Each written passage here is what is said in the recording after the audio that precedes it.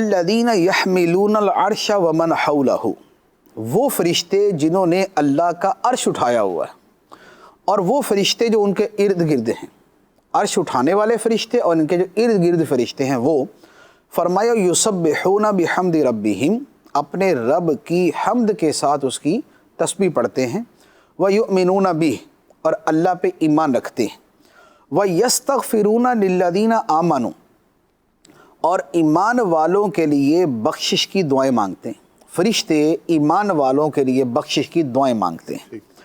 کیا دعا ہے؟ ربنا وسعت کل شیء رحمتا وعلما، سبحان اللہ، اے ہمارے رب تیری رحمت اور تیرا علم ہر شے سے وسیع ہے، ہر شے سے وسیع ہے، تیری رحمت بھی اور تیرا علم بھی۔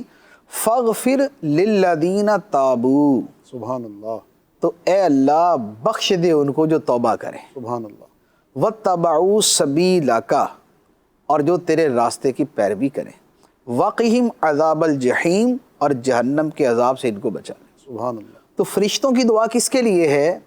الذین تابوا، جو توبہ کرنے والے۔ تو فرشتوں کی دعا، معصوموں کی دعا اللہ کی بارگاہ میں مقبول ہے۔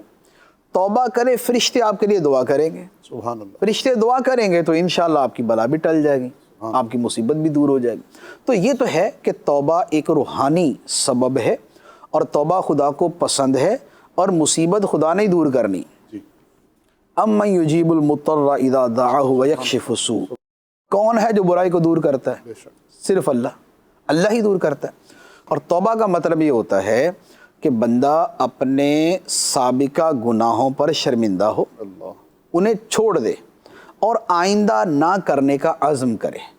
ٹھیک ہے، تین چیزیں، سابقہ جو گناہ ہے اس پر شرمندہ ہو، اسے چھوڑ دے اور آئندہ نہ کرنے کا عزم کرے، اور یہ ساری چیزیں اللہ کے لیے کرے۔ ٹھیک، ایک ہوتا ہے نا لوگوں کی وجہ سے شرم سے چھوڑ دیا، وہ نہیں، وہ توبہ نہیں ہے، اگرچہ وہ بھی اچھی چیز ہے، گناہ تو چھوڑا، لیکن اللہ کے لیے یہ کرے، توبہ اس کا نام ہے۔ پھر اس میں جو عبادات وغیرہ کے معاملے ہیں، تلافی جن میں ہوتی ہے وہ کرے۔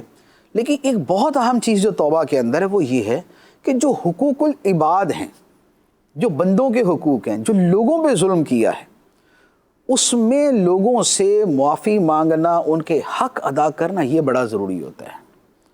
کسی کا مال چھینا ہے تو یہ توبہ نہیں ہو سکتی کہ بس اللہ کی بارگاہ میں توبہ کر لی اور مال واپس کیا ہی نہیں، مال بھی واپس کرنا۔ جس سے رشوت لی ہے اس کو رشوت، اس کی جو نا وہ رقم واپس کرے، جس کا مال غصب کیا تھا، چھینا تھا، چوری سے، ڈکیتی سے، واپس کرے۔ سود خدا سے جنگ ہے، خدا سے جنگ کر کے، اور جنگ کے دوران کہیں گے کہ یا اللہ جنگ تو تیرے ساتھ جاری ہے لیکن تھوڑی سی رحمت بھی کر، تو یہ اٹ ڈزنٹ میک سینس کہ یہ بنتا نہیں ہے کہ بندہ خدا سے اعلان جنگ کر کے سود کا سسٹم چلا کر پھر بولے کہ یا اللہ رحم بھی کر، سود بھی چھوڑے۔ تو توبہ کے اندر ان چیزوں کو سامنے رکھا جائے۔